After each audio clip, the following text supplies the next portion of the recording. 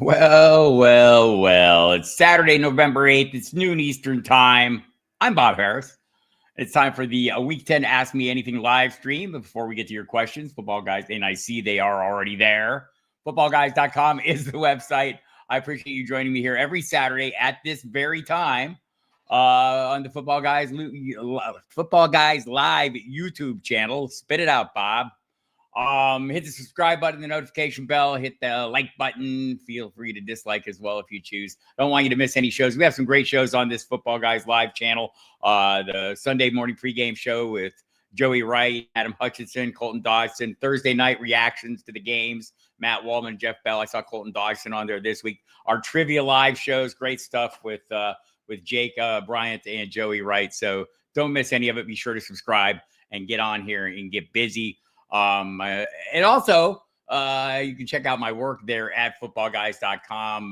Daily update podcast comes out every morning. It's me and Mike Dempsey, 10 minutes news and analysis. You should definitely check that out. Fantasy Notebook comes out on Thursday. Friday, my fantasy face-off with Gary Davenport. And today, Saturday, my in and out column is out every week. That is out and available now.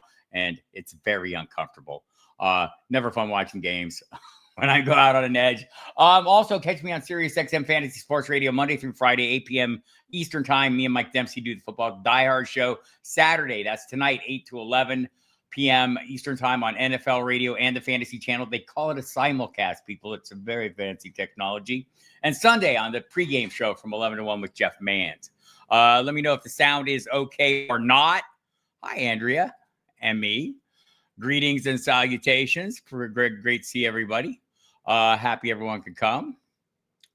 Latest on Aaron Jones just now came out. James Furry, the Jeremy Fowler from ESPN is reporting he is expected to play. He said this all along. We'll see. There's some more tricky ones. DeAndre Swift. I'm going to go through the injury rundown and kind of get you up to speed on some of the issues that we need to know about heading into this one. And there are a number of them. See what else is going on here. And again, if the sound's an issue, let me know. Yard Guys just showed up. It is Yard Guys Saturday, so everyone be welcome for that. They waited like 1 minute before I was starting to get here, so I don't know if they'll get close yet or not. Always appreciate that. Let's run through the injuries because that's what we like to do. Sunday, we've got an early kickoff, 9:30 a.m. Eastern time. That means 8 a.m. inactives. There's nobody on the injury report for Atlanta and Indianapolis, at least from the offensive skill players. There's some linemen on the Falcons. That doesn't mean if you start playing anybody, you don't want to get up and just double check on the game day updates page at footballguys.com. We have the inactives in real time just to make sure nothing hinky went on. No one got in any trouble overnight in Berlin. Always wise to check that out. The early afternoon window, we've got the New York Giants at Chicago. Giants receiver Bo Collins is out with a neck injury. Probably not a big fantasy factor. Graham Gano might be. We got kicker news all over the place today. He's out with a neck injury. Younghoe Koo will fill in. For the Bears, this is a tricky one to me. DeAndre Swift listed as questionable. He had the groin injury that caused him last week. It seems like the reason he missed Friday's practice was a personal matter. So this one's uncertain. Whether you play him or Kamanangai or how you play them is likely to depend on who all's available. They say if both are available, Ben Johnson says this, it'll be a hot hand approach. I'll just remind you, the last two games they played together, I want to say week 7 and 8, Swift was running back 8 over that span. Manungai was running back 13. Both are playable assets. I have them both ranked in running back 2 range. I'll adjust that to get more clarity on Swift. Buffalo at Miami, Joshua Palmer is questionable. It looks like he could return from his knee and ankle injuries. Miami Dolphins. Ollie Gordon is questionable, seems likely to play. Dwayne Eskridge is out. Eskridge and Julian Hill is questionable, seems likely to play. Baltimore, Minnesota, the Ravens might be as healthy as they've been all year. I think there's only one person, one defender, or maybe 2 on the injury report, and I don't think they have any designations. For Minnesota, as we mentioned, Aaron Jones has the toe and shoulder injuries. The shoulder seems worse. He is expected to play. Josh Oliver, the tight end, is out. Cleveland at the New York Jets. Cleveland Browns will be without Isaiah Bond. He's out with a foot injury. Harold Fannin is questionable. Came up with a hamstring injury on Thursday, but he was able to practice again on a limited basis Friday. Makes me a little optimistic, but you'll want to follow up on that one. Cedric Tillman, questionable with a hamstring, should play. He'll have to be activated from IR, but he practiced fully all week. For the Jets, Khalil Herbert, Garrett Wilson, both questionable. Garrett Wilson seems likely to play. They haven't announced the quarterback. I think we'll all be very surprised if that quarterback is not is not Justin Fields. I mean, it would be a shocking development, right? It's going to be hard for them to pull that off. After the big game against the Bengals, like Fields might be on a short leash. I don't know that he's playable for me right now, just because of that. But he seems likely to start. New England and Tampa Bay. The Patriots will be without Kayshon Boutte. They'll be without Ramondre Stevenson. Both ruled out. Travion Henderson didn't light the world on fire last week in Stevenson's absence. Maybe he'll do better. Terrell Jennings in the mix as well. With Boutte out, maybe more to Mario Douglas. Tampa Bay Buccaneers. No Chris Godwin. No timetable either for this. Bucky Irving, foot and shoulder. He's out. Sounds like the shoulder is now an issue. He has not been cleared for contact. That's a problem. New Orleans at Carolina. New Orleans Saints. Alvin Kamara, questionable. Practiced on a limited basis all week. Seems likely to play. Tight end Jack Stoll, also questionable. Seems likely to play. Carolina, this one's tricky. Ted McMillan came up questionable late in the week, Friday, with a hamstring injury. Ed Canal says it's a concern. We're going to have to watch that one. Jacksonville at Houston, no Hunter Long. He's kind of been filling in, been the primary tight end with Brenton Strange out. He is out this game. Brian Thomas Jr., the wide receiver, also out. They traded for Jacoby Myers. I see questions about Jacoby Myers. We'll get to those. I have some thoughts on this receiving core. For the Texans, no Harrison Bryant, tight end, questionable. Tommy Fairbairn has been ruled out. The kicker, Matthew Wright, will fill in. C.J. Stroud, of course, is out with a concussion. Davis Mills will get the start. Late afternoon window, Arizona Cardinals at Seattle. Kyler Murray is not only out, he's been placed on IR. He'll be back in 4 games or not. Just listen to the GM this morning, Monty Ossenfort, talk about, we'll see what happens when we get there. A lot can go on in the interim. A lot that can go on is Jacoby Brissett can keep playing well. We'll watch for that. For the Seattle Seahawks, A.J. Barner, the tight end's questionable. Cooper Kupp, also questionable. Seems like he'll return. There'll be no Jake Bobo. And Torrey Horton, the young speedster, the rookie, is doubtful with groin and shin injuries. Drake Young's also out. Rashid Shaheed, acquired from the New Orleans Saints this week, is likely to play a significant role. Los Angeles and San Francisco. Jordan Whittington is questionable with a back injury. Another kicker move. Joshua Carty is out. He's been demoted. Harrison Mevis, he's big. The thicker kicker will replace him. San Francisco 49ers, no Ricky Pearsall, and Brock Purdy, he's questionable, but he's not going to play. Mac Jones is going to get the start. So more quarterback shenanigans. Like 49ers are winning more often than not. I'm just checking on some news here. Matthew Golden didn't have it. Oh, I'll get to that one. For the Detroit at Washington. So yeah, San Francisco, Ricky Pearsall out, Brock Purdy not going to play, but getting closer. Mac Jones will still start.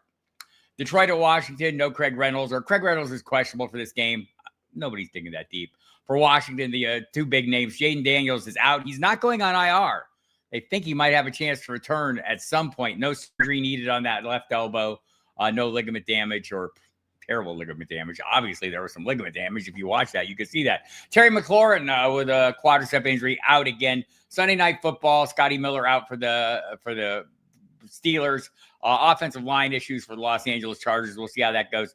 Monday night game is Philadelphia Green Bay. Just was looking at some comments by Matt LaFleur here saying Matthew Golden did not have a setback and is fighting to play. So we'll see about that. Looked like the Eagles are pretty healthy. Saquon Barkley and A.J. Brown have both been practicing fully this week. A.J. Brown says he will play. How about that? That's your injury news to get you started here for the day. And there are some, like some of these injuries do create some questions. The running back issues in Chicago. I mean, it's pretty important. Who's likely to get the hot hand? I don't know. Maybe the healthier guy. Oh, and we'll who knows? Even I'm not even sure we have great clarity on Swift's availability at this moment. So I'm watching for more on that. We'll all see how that's going. Hope everyone's doing well today as I go through this. Check down at the bottom, make sure there's nothing horrible going on down here. Good morning, Scampers. Thanks for coming in. Appreciate you. Oh, no, Jeff Bolt. No, you didn't. You never ignore advice. So here's the thing about the advice. If you're new to this live stream, I'm going to give you a secret here. I can't actually predict the future. What I'm doing is looking at a range of outcomes and considering the probabilities of which end of the range of outcomes the player is going to hit on. Bo Nix, we got a lot of heated football guys. I think there was some question is, why did you have him ranked so high? Well, number one, because he's right now, even with a lousy game, tied for the most touchdowns in the NFL with Matthew Stafford and Patrick Mahomes, right? And the matchup was fantastic. And I mean, everything was going in Bo Nix's direction. And that's why we play this game. That's why there's intrigue, because the outcomes are not predetermined. You don't know until they actually play. Circumstances can dictate in the game what happens to everyone. Hey, Dame. Hello, Lester. Thanks for coming. Appreciate you.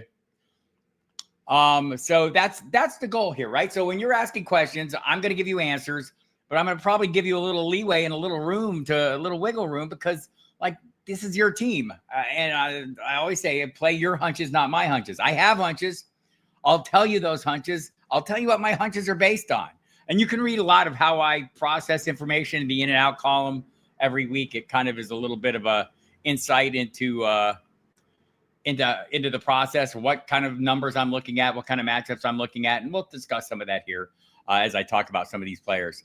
I'm a McBride manager. I'll be okay if Kyler Murray doesn't play another down this season. Yes, Trey McBride's touchdown totals have been fantastic. I would say Marvin Harrison investors should feel the same, right? So let's get to some questions, because I know you have them and I know you want them answered.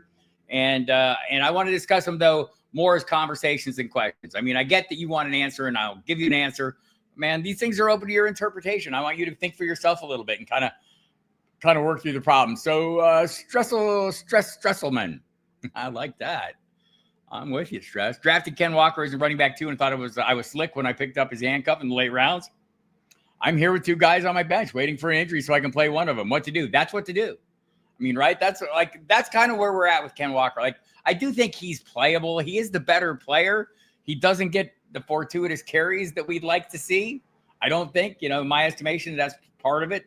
I would like to see him get more robust workloads, but it's just not happening. And it's not what we heard leading up into the season. So I'm with you in your frustration.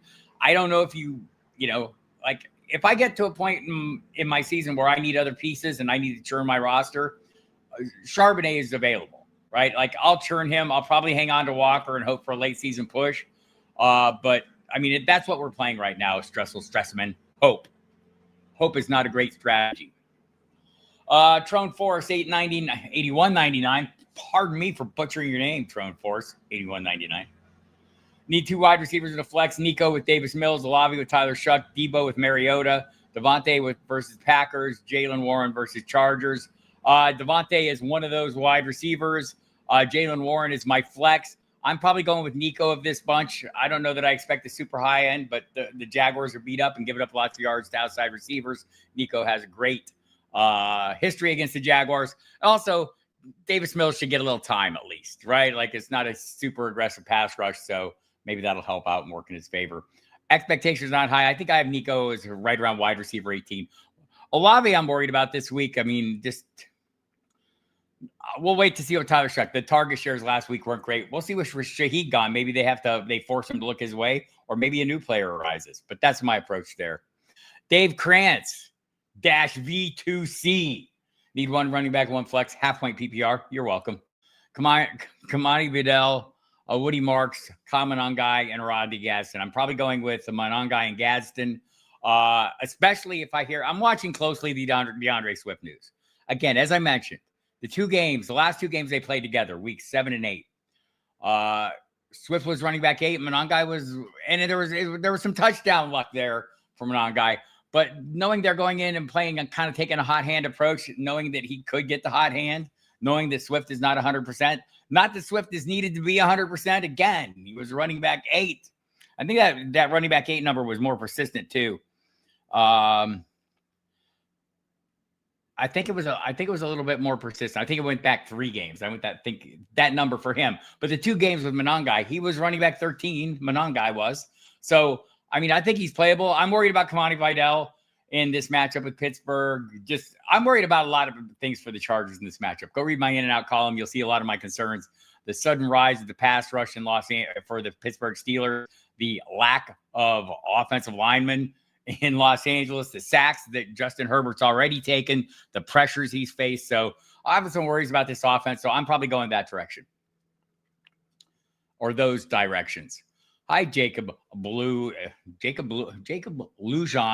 Eryt. I don't know what that means. Neither, I don't have to. I'm just like, I love the names. The names are great. I'm like, wow, what is my name? It's got like a bunch of numbers too. Sorry Saturday, Joe. I haven't sworn yet. Need some Superflex help. Alex Pierce versus Atlanta. Parker Washington versus Houston. Tez Johnson versus New England. I'm a little ahead of the field on Parker Washington. You can read about that in my in and out as well. Also, my face-off column with Gary Davenport. I think we covered that as well. He's been like, I'm viewing him as a de facto wide receiver one in this offense. Like Jacoby Myers will get work. De'Ami Brown is back, but Parker Washington is going to continue working out of the slot. It's a favorite. Like if there's a weakness in Houston's pass defense, it's probably there. Plus, Jalen Petrie's out, the nickel corner with a concussion. I think that works in Parker Washington's favor. But mostly, it's just been volume. He's gotten I think 17 targets over the last 2 games. I expect that to continue. So that would be my pick. I mean, Alec Pierce has been very good as well. I don't like the matchup as much against Atlanta, just in general for this offense coming off last week's game. But Alec Pierce has been a playable. I think he's wide receiver 17 over the last 3 games. So he's in the mix as well, Jacob. I already saw that, James Roy. My bad. Ted McMillan can't go versus New Orleans. Should I pivot to DJ Moore versus New York Giants or New Jack Jacoby Myers at Houston and PPR? Don't know if I want to try and catch lightning in a bottle with Myers going up against that Houston defense. The pass rush is also something I'm worried about there, even with Washington as well. I would go to DJ Moore. It's a great matchup against the Giants. And who knows? He might throw 1 or 2 or 7. Bruce Jacobson, 7243. In a standard, how would you rank these 4 for the week? Jameson Williams, Shakir, Laporta, Loveland. For the rest of the season, would you trade Shakir for Shaheed?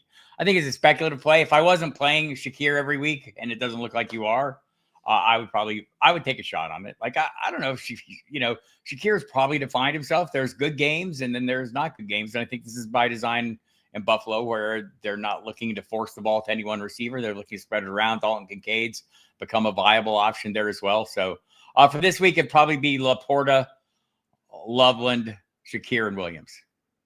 I wish Williams had a bigger role. He just doesn't, man. I thought this was going to be the year. It's not been the year. It's not to say it can't happen, but you're playing an outlier if it does until he proves he can be a regular contributor.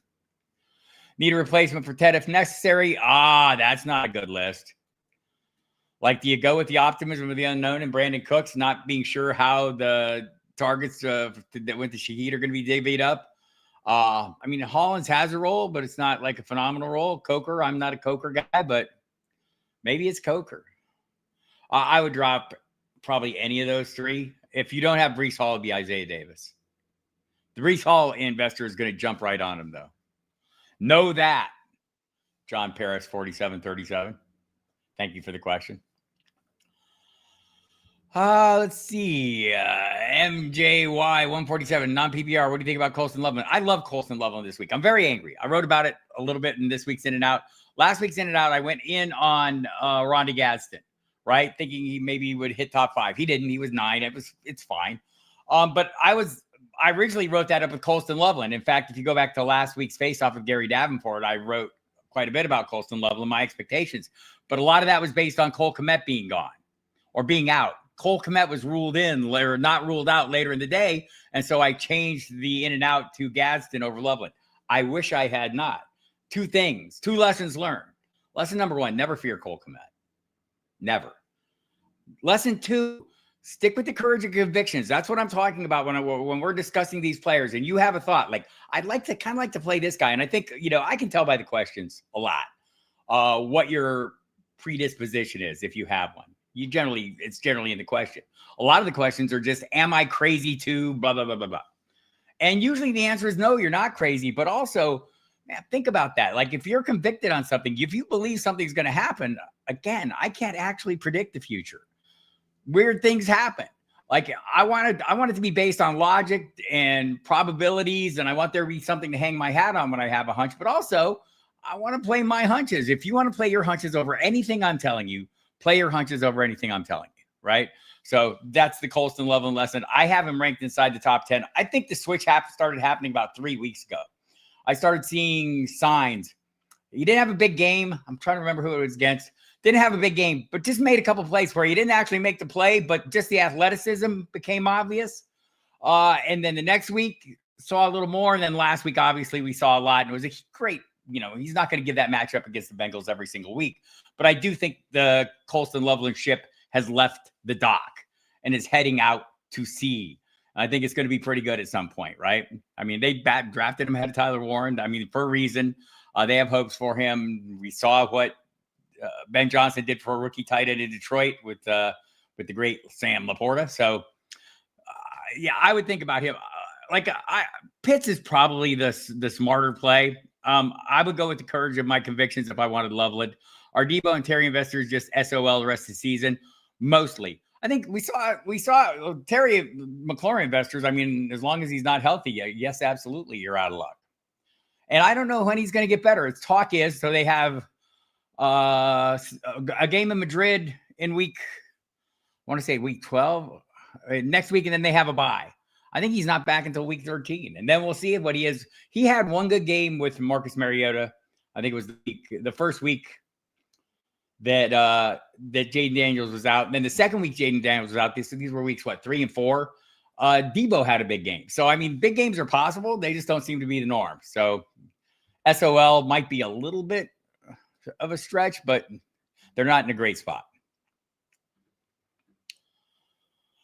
All right, Andrea, here we go. The hardest questions every single week come from Andrea because she is a remarkable drafter. Devontae Smith versus Green Bay or Rico Dowdle versus New Orleans in the flex. I'm going to play Rico Dowdle.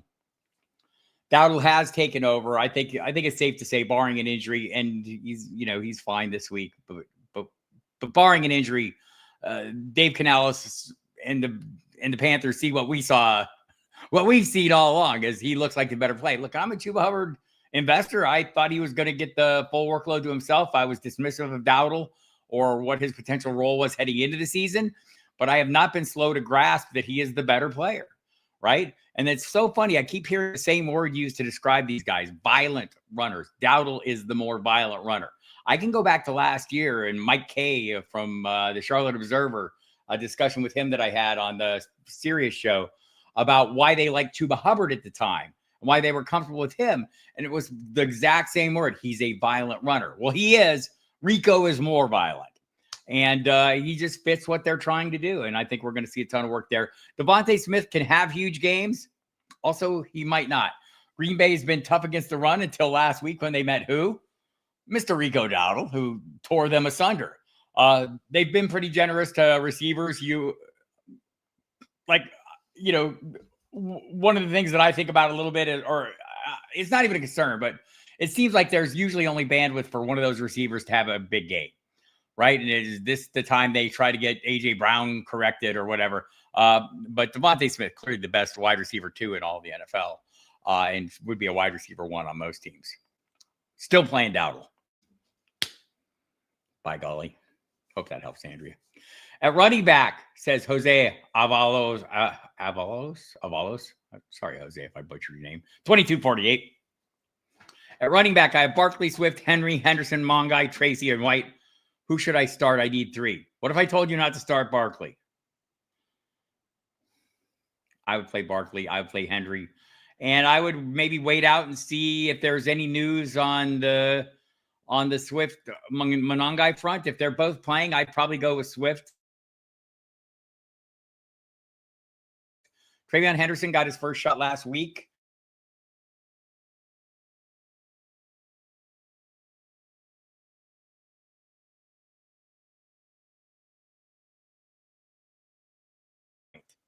I'm playing now. I can't sit here and I think a lot of times we'll leave players in our lineups out of fear of missing out, the FOMO of I know he's going to have a big game. I don't want to miss the big game. Well, sometimes it comes a point where you have to miss the big game, right? Because you're playing zeros. Good morning.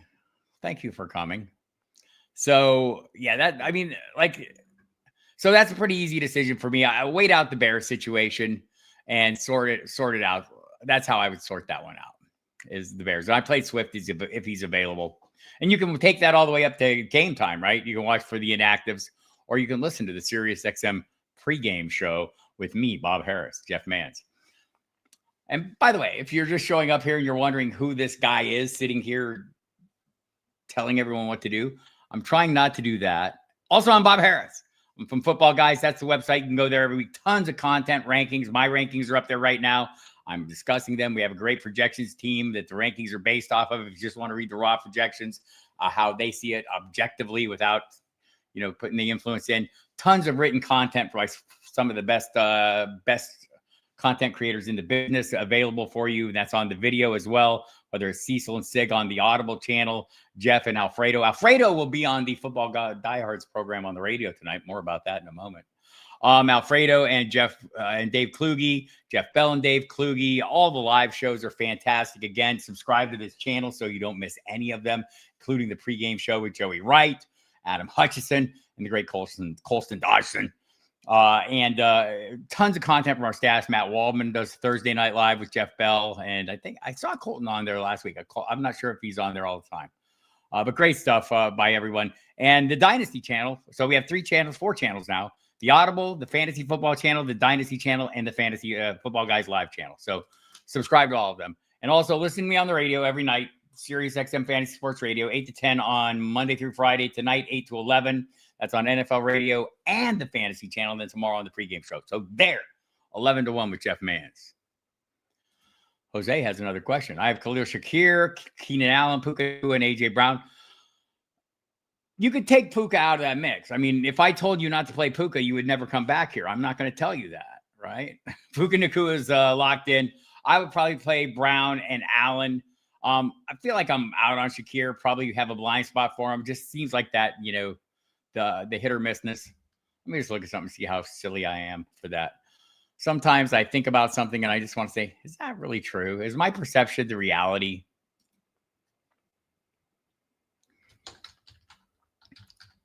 In the case of Shakir, it is. Like he's a wide receiver 3-level play that's going to have big weeks and not big weeks.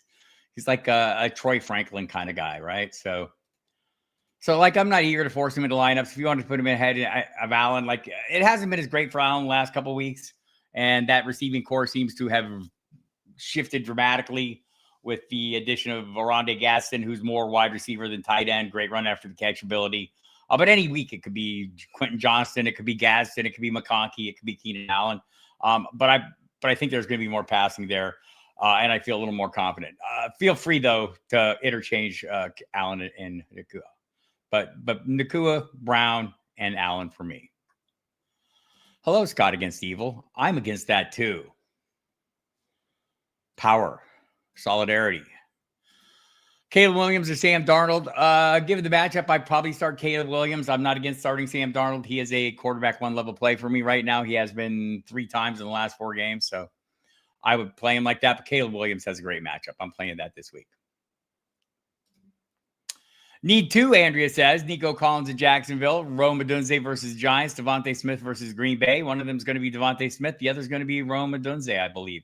Have him slightly ahead of Nico. Like, I think Nico's going to get peppered with targets. I don't know. Well, Rome's dad is not sure that Rome is getting enough of those, even though he leads the entire Chicago Bears team in targets. Didn't get enough last week, but came very close to having a touchdown. It's another good matchup. I'm wondering if there's not going to be a course correction there. Not because Rome Odunze's dad is mad, but mostly because Ben Johnson's a smart coach and probably wants to get him involved. It's a great matchup there. Not as great matchup, I mean, Nico Collins' matchup is not bad, right?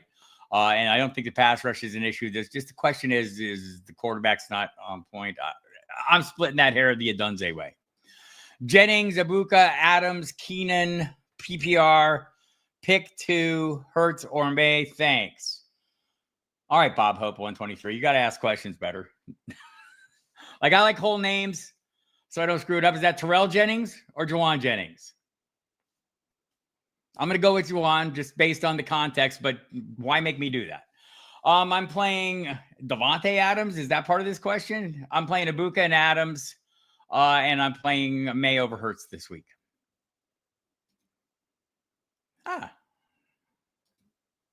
Greetings within the chat. Oh, did Royal Slave make it in? I know he's on the move, so look at there. Look at there. All right, let's get back to it. Lots of questions today. Lots of questions. I get it. We all have questions. We all want a little confirmation. That's basically what I'm trying to give you. A little confirmation or not. A little food for thought. All right, Jeffrey Cooperman, 32-28. I have one running back, one flex spot to pill, PPR plus 5 bonus points for 40+ yard play. So I need two of these guys: Henderson versus Tampa Bay, Monangai versus New York Jets, Romeo Doubs versus Philadelphia. It's the first two of those guys. I mean, Dobbs more fits the bill. I mean, maybe Henderson does if he turns into the guy that everyone's pretending he is. Pretending. That's a little harsh. But who he is supposed to be versus what he is, just not getting enough opportunities. I wish he would get more. Maybe he'll get more this week. Maybe Terrell Jennings will be an afterthought, or more so. First half last week, they had the same number of carries. Henderson did separate a little bit in the second half and ended up being way busier. But it wasn't ideal. But that's still, I'd probably still play the running backs in this one. And maybe part of it is, maybe you can wait and see and you can, because the kickoff times are all work out fine. If there is a Swift, I mean, Monangai is a much easier call if there is a Swift. But again, running back 13 his last two games playing with Swift. You have too many quarterbacks, Scott Kobe. I'm playing Drake May out of this group, but you could make strong arguments for Matt Stafford, and I could make an argument not quite as strong for Sam Darnold, but I could make it. Let's go, Woody. Hi, John B. 1640. Picked up Chris Rodriguez, Washington. Hope he does well this week. So the backstory on that, in case any of you haven't been following along, is that Rodriguez was made a captain. There's talk of getting him some more work, maybe early. He's looked better. Like our guy Bill just isn't filling the bill, right? He's not paying the freight. He's not getting the job done. He's had a great week early in the season. What it was, a week 2? Had a pretty good game against the Chargers. Said they kept feeding him against the Chargers.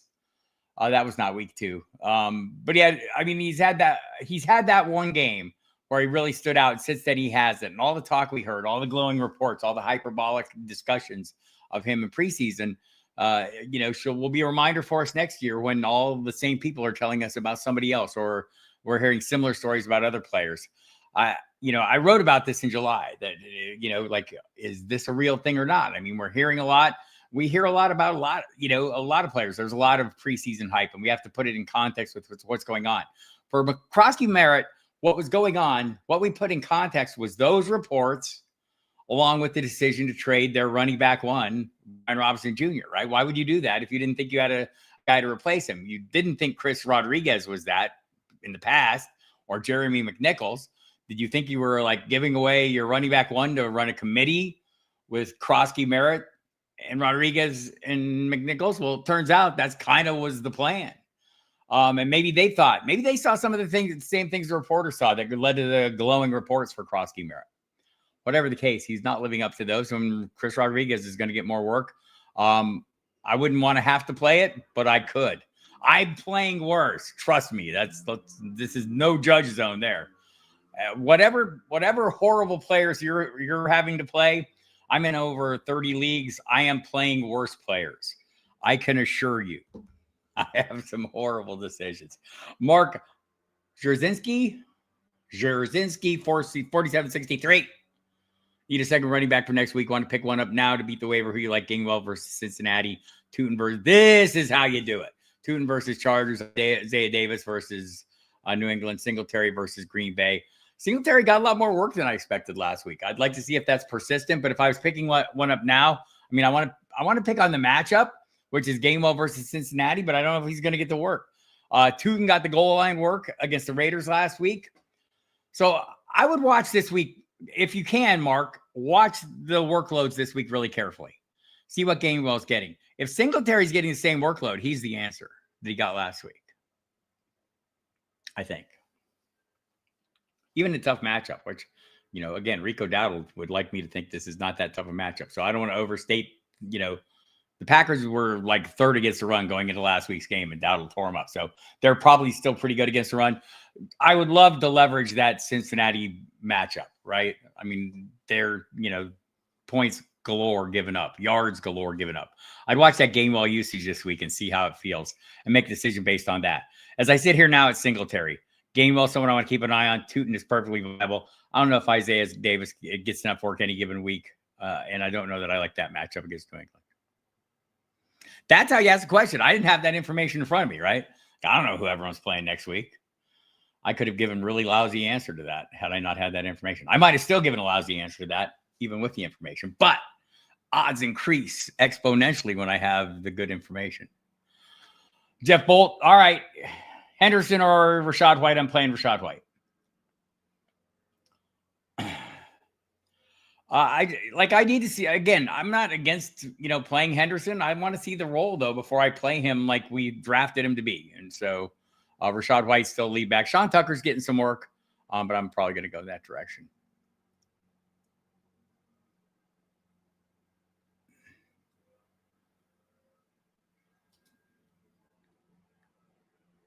That's all you got, Nemesis FL? All right, there's my flex. Who would you play? Pierce over Atlanta, Parker Washington. I talked a little bit about this earlier, Jeff. I think Parker Washington is the de facto wide receiver 1 this week. I like him ahead of where he's projected. I like him, again, tough matchup against Houston. They've got to overcome the pass rushers as well. But Jalen Petrie's out, the nickel corner. That works in the favor. And if they have had a weakness this year, Houston, and a weakness would be, I don't want to overstate it. If there's been a semi-soft spot, it's been against the slot. So, one of those was Puka Nacua, who had a lot of success out of the slot. So maybe that kind of factors in. But I like Washington just for the anticipated volume. And again, I don't want to overlook Alec Pierce because he's been really good the last 3 weeks. Wide receiver 17. Michael Pittman, wide receiver 4. Last 2 weeks, Josh Downs, wide receiver 11. Even with a lousy game against the Steelers, a lousy offensive output, these guys are doing well.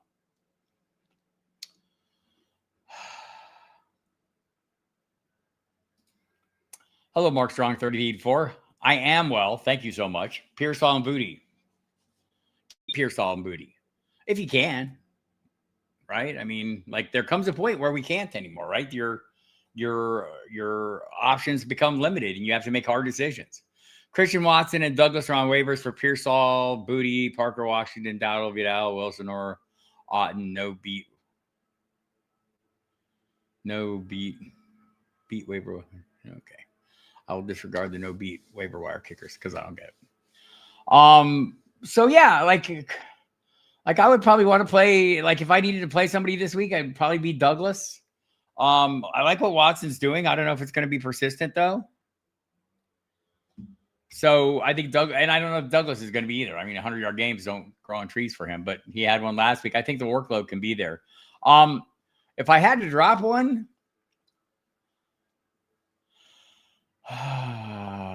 from waivers for Pearsall. So I don't understand half this question. If the question is drop Pearsall or Booty for Christian Watson and Douglas, if you needed to play somebody this week or take a 0, then yes. Some of these options you have are 100% playable, and I probably would if I wanted to hold on to them. I don't know that will Christian Watson or Douglas rise above Dowdle, Vidal.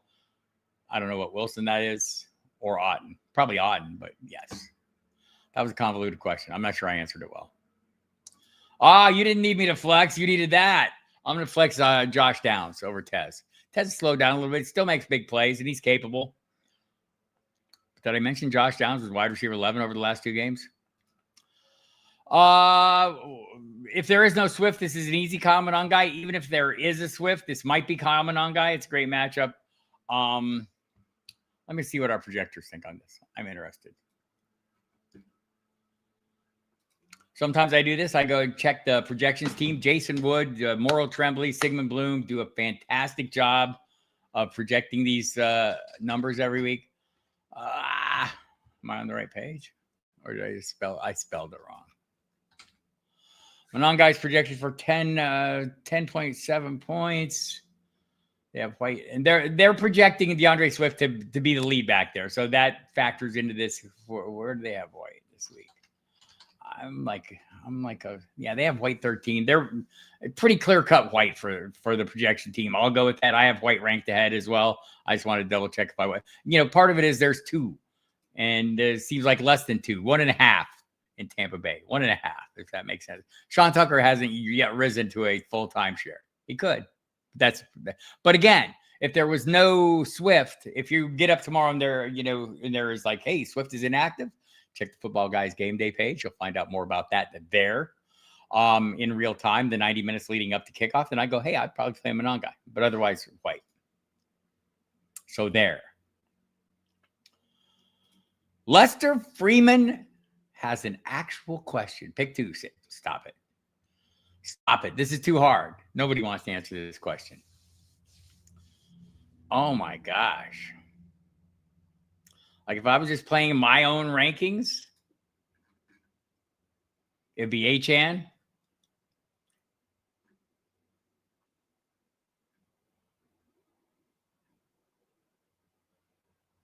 Man, Achane's a lock. I want to play Dowdle. I play Achane and Dowdle probably. I'm not saying Saquon can't have a big game. I'm just saying he hasn't had a lot of them. It's a tough run defense. Rico Dowdle's success notwithstanding. Let me see what the projectors say, just so I don't feel as stupid and see if I get any backing here. They like Barkley better than Dowdle. No, they don't. They like Dowdle way better. They like Dowdle even more than I do. So yeah, it's unanimous. Lester, Achane, and Dowdle. Right? Like, what a crazy world we live in where Saquon Barkley isn't a locked-in play. Still top 12, right? Like, let's not get it wrong. He's the top 10. He's in the top 10 of the projections. The guy have him at 11. So, like any other week, you would be playing him without question. That's a tough question, Lester. I appreciate the challenge, sir.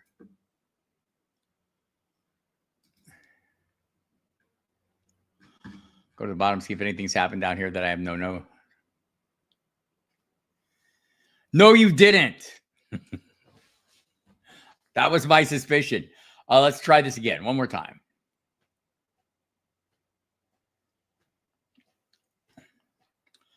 Douglas and Watson are available on waivers, and should I take either? And if so, who do I drop from Pearsall, Booty, Parker, Washington, Dowdle by? How would you drop? Who do you have at running back that you would drop a top 10 running back? And I'm not sure who do we mean by Michael Wilson? Like I'm probably not thinking of the Wilson. Oh, Garrett Wilson. Probably. No, I'm not dropping any of those guys. I mean, like it would be Pearsall or Booty and only hoping that, knowing it's a 1 week rental. And if it's a 1 week rental, I mean, I'd be playing Parker Washington over Douglas and Watson this week. I'd be playing Wilson over them. Maybe Otten. So, I mean, that's kind of a you call. I mean, like if you think you're going to take a 0, if you have no other options, I would probably drop Booty. I would drop either of them. Honestly, I don't know when Pearsall's coming back. I don't know when Booty's coming back, but last I heard he was day to day, so he's more likely to come back than Pearsall at this point. I have no timetable on him other than he's feeling better. That's a tough call, Mark Strong.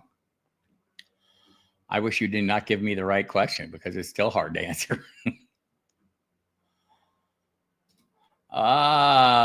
We do have a family-friendly show on the YouTubes on Monday. Go check it out. I can't say the name, but there are not enough Sorry Joes to cover for that. But yeah, go check it out. Waldman on the Matt Waldman channel there.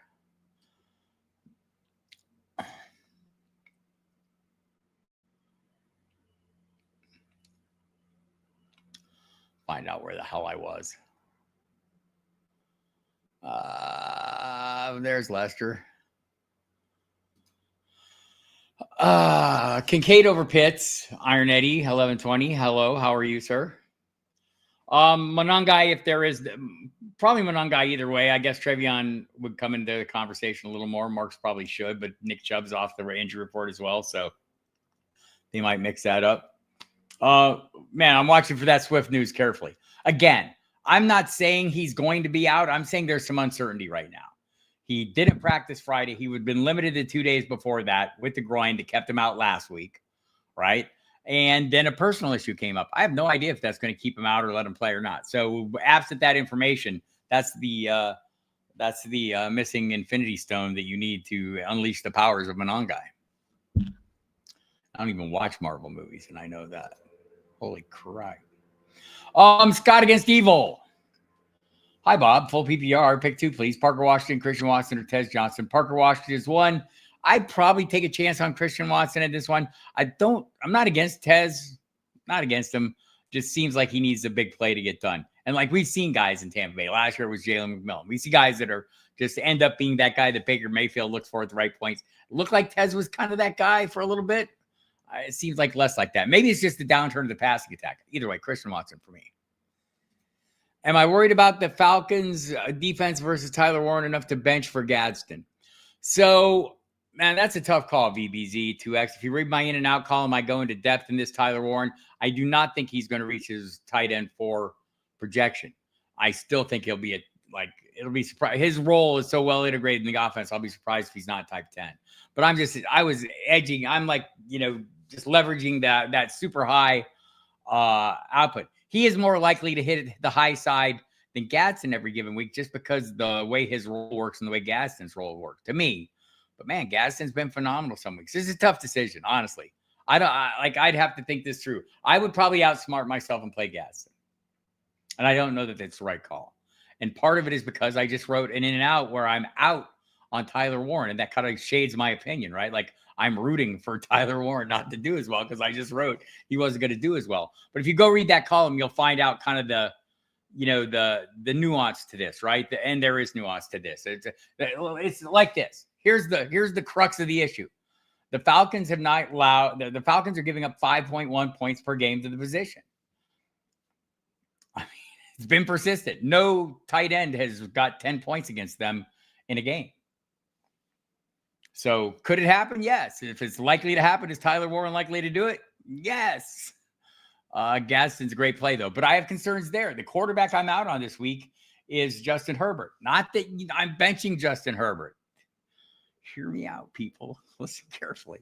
No, I didn't say bench him. I just say he's projected to be quarterback 3. I think that's good. I think the pass rush of the Steelers combined with the injuries on his offensive line set him up to be limited or at least to take the top off his game, right? So that's a concern for me. Does that mean he's not going to have a top 10 week? No. It means he's not going to be a top 3. Top 10 still pretty good. Gadsden will still be pretty good. The projections team has Gadsden at right afterward. It's like 4 and 5. So if you were as concerned about the matchup as I am against Atlanta, Oronde Gadsden it's not crazy in the least. Spent a lot of time telling you you're not crazy. You're welcome for that diagnosis. These are tough decisions we're making, right? This is getting to a tough point of the season where, we're in week 10. We need wins. I realize this. I'm probably playing Vidal over Marks right now, and I don't feel good about either of them. Hey, Rose Late, I saw you earlier. Got Nico, Brown, Adunze, Rico in starting. Do I replace any of them? No. Well, no. I probably wouldn't. I think Gadsden's projection. Let me see what Gadsden's projection is compared to those wide receivers. AJ Brown projected ahead of him. Yeah, I'm probably not making a change. Dunze, yeah, they're both projected at least a point ahead of him. In Brown's case, it's 2 points ahead of him. Like these are the hairs we're splitting, though, right? Like we do these projections, we put a lot of effort into it. I can tell you the behind the scenes discussions, even this morning ongoing about how we're ranking players, how we're projecting players. There is ongoing discussions. We challenge each other constantly, like literally challenge, like, why are we doing this? Right? Why would you do this? And we have to answer to that within our own group of people here at Football Guys. And it's very helpful in dialing these things in. So no, I don't change any of those out.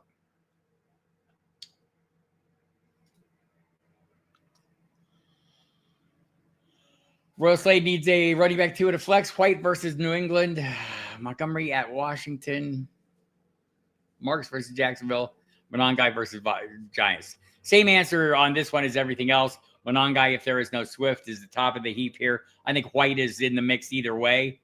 Like I do like Montgomery at Washington. I think the angry Lions are going to feast on a beat up Washington defense, but it's going to be a split there as well. And same with Marks.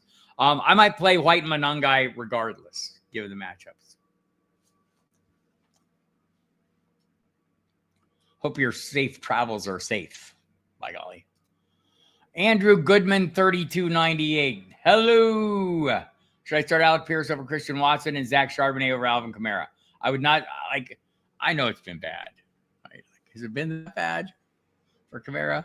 I gotta look because it might be. Honestly, I want to say it hasn't been that bad, but it might be that bad. Like Charbonnet is horrible, right? Like Seahawks quit playing so much. He's like heading into last week, he's averaging 2.8 yards per carry, the lowest yards per carry of any qualifying back in the NFL. But he gets some touchdown good luck, right? Yeah, I'm still playing Kamara. Like, make sure he's active. I'm still playing him. And the numbers back it up. I would play. I mean, Pierce has been, again, a very solid play. It's a great matchup or not a great matchup for. This is going to be a big test for the Colts to rebound, for Daniel Jones to prove he didn't turn into a pumpkin and just slipped out of the glass slipper for a moment against that Saints pass rush. The offensive line's got to be on point too. This is a tough defense. So, but like I said, Alec Pierce was pretty productive last week and has been over time.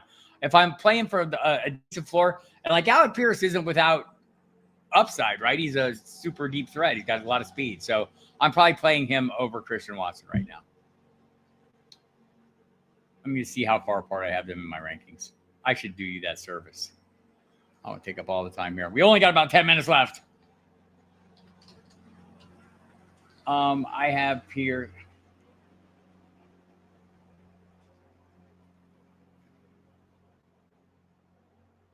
Yeah, it's a pretty good gap. So yes, that's what I'm doing. But also I have Pierce too high. Like, this is another part I love about these conversations. I'm sitting here looking at my rankings. I'm making actual adjustments to my rankings while we're having these discussions, right? Because like, I'm not thinking of every decision versus every decision. One of the great things about doing these live streams is I get an opportunity to think about things that I haven't thought about and that help inform me. This is more for me than you. That's the truth.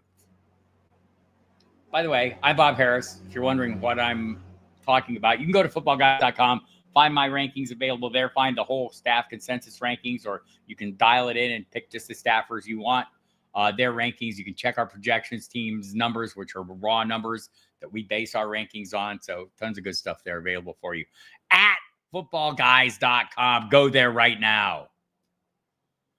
I think I better go fast. I'm running out of time.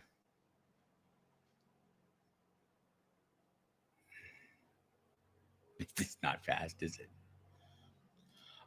Deciding on a text tight end and flex. Full PPR could decide Loveland, M. Taylor.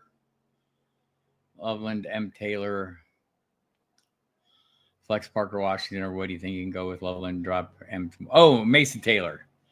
Get Otten and flex him over. I would do what you said, except for getting Otten and flexing him over Parker Washington. Bob, which receiver projected to come off the IR late in the season would you invest in? Brandon Ayuk, Cedric Tillman, or Jalen? Probably be like, I have no idea on the timetable for Ayuk or Reed right now. So acknowledging that, it'd probably be Ayuk. Cedric Tillman could come off this week. So that would make it easier. But it's a horrible passing attack. I'd rather have either of the other two. But I have no idea of the time player. It'd be Ayuk for me, without any idea of the timetable. Let me just stress that. I have no idea. This is true. I agree with you. I wonder if it is. It's a fair question. We don't have a timetable. At least on Booty, we've been told he's day to day. We don't know if that's true or not, but that we've at least been told something.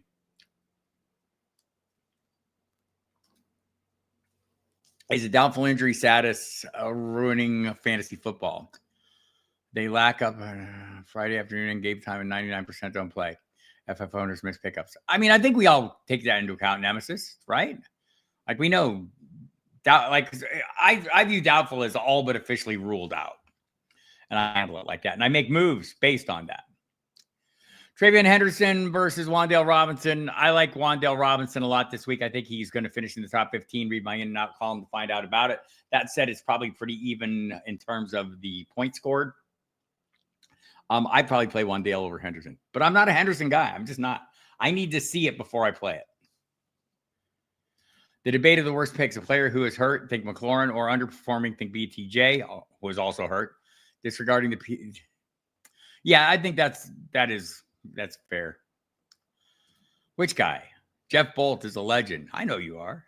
Just Josh. I play Stafford against the yes. I like that. I like Stafford. I think Stafford's a great play. If this was in response to the question earlier where there was a whole series of quarterbacks, I liked them all. But I agree on that. The San Francisco defense has had nothing for anybody. Last 2 weeks, they had nothing for CJ Stroud. No pressure on CJ Stroud, who has been pressured relentlessly all year. They had nothing for Jackson Dart. I don't think they're going to have anything for Stafford. So yes, he's inside my top 10 as well. All three of those quarterbacks in that were in my top 11.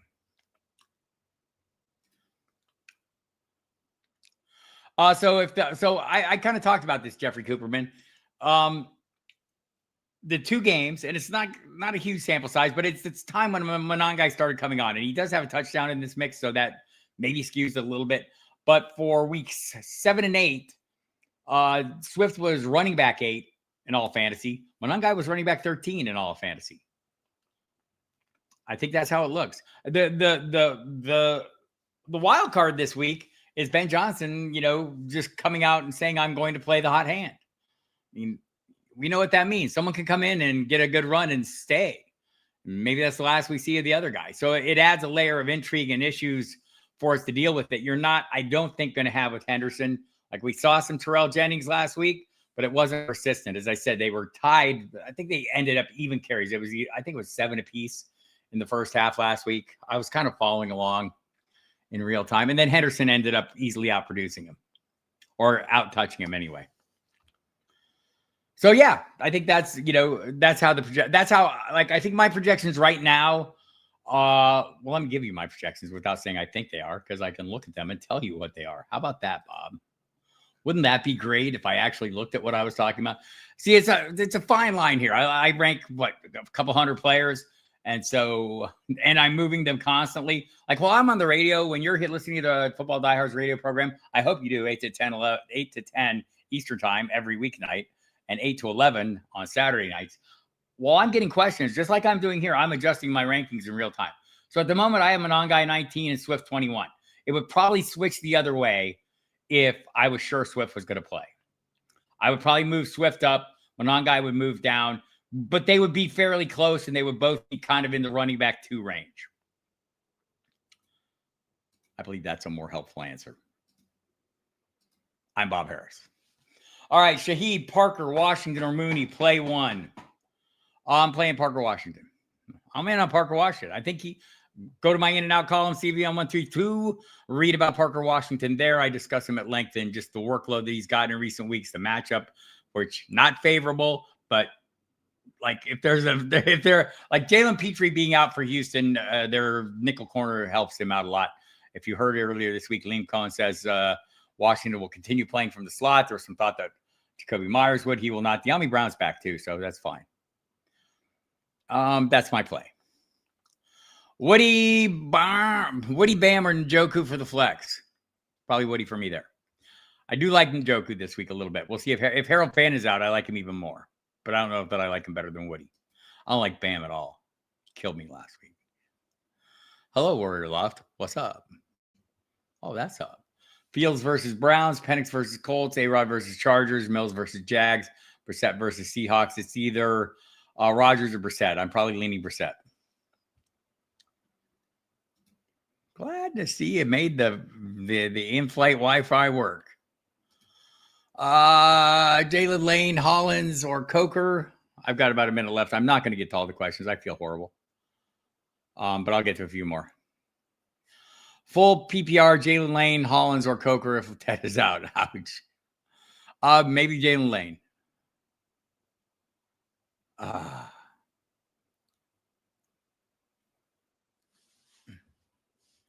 Probably Gordon. Like you're never going to play Barner. Probably Barner. Like an injury away. Like Gordon's an injury away. As a Bucky owner, would you consider dropping Benson or Tracy for White rest of the season? Yes. Having Gentry and Junkins makes this easier. Yes, I would.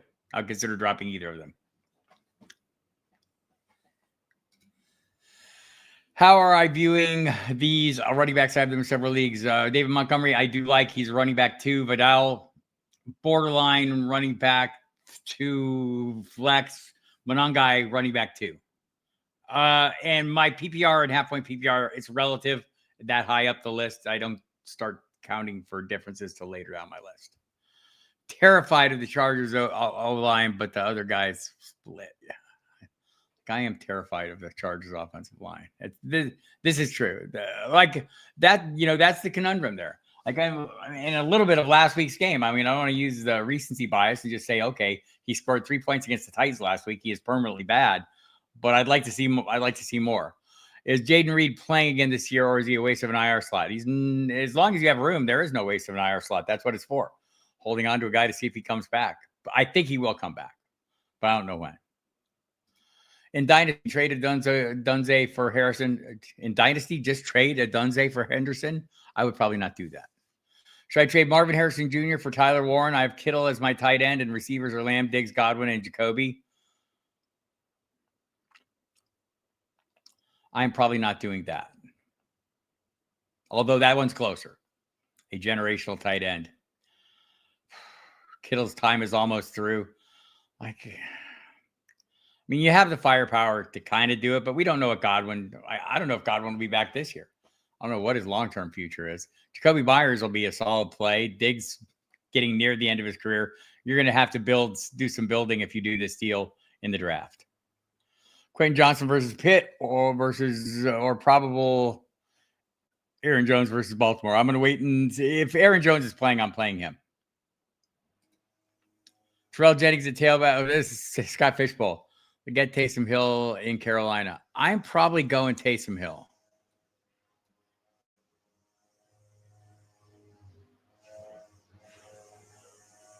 All right, there's no Agnew. There's way too many of these. Thank you, everyone, for coming. Well, Benson, we don't know, Mark. We just don't. They haven't said anything. I heard they put him on IR. That's a 4-week, issue, but I've heard 6 to 8 weeks is possible, so we just don't know. Sorry I couldn't get to every damn question. I hate that. I spend too much time making sure you feel comfortable with what the answer is. But if you want, you can go to footballguys.com. Everything, all your questions are answered there every single week. Tons of content by great content creators: Dave Kluge, Jeff Bell, Matt Waldman, Sigmund Bloom. I'm leaving names off: Julia Papworth, Colton Dodgson, roundtables featuring the entire group of people. Josh Falsing, man, so many good people. Mike Cash, Alfredo Brown, tons of stuff.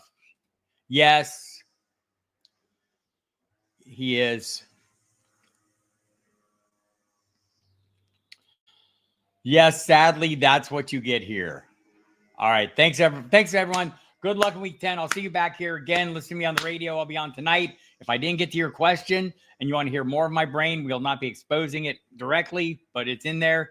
Catch me on the radio 8 to 11 tonight. We will take phone calls during this program. I'll take phone calls with Alfredo Brown. We'll take calls with us in hour 2 as well. So call us up there on the NFL radio number. You can get that on your X feed. Good luck, everybody.